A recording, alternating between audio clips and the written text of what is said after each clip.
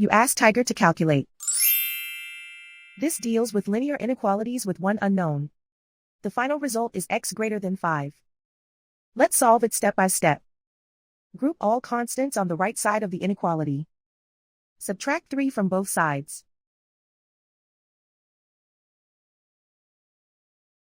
Simplify the arithmetic.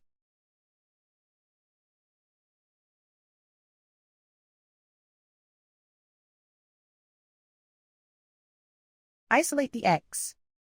Divide both sides by 3.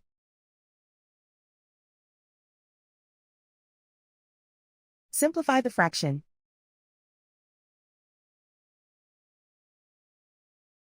Find the greatest common factor of the numerator and denominator.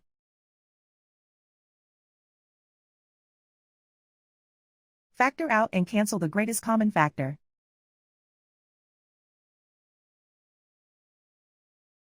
Plot the solution on a coordinate grid. And so the final result is x greater than 5.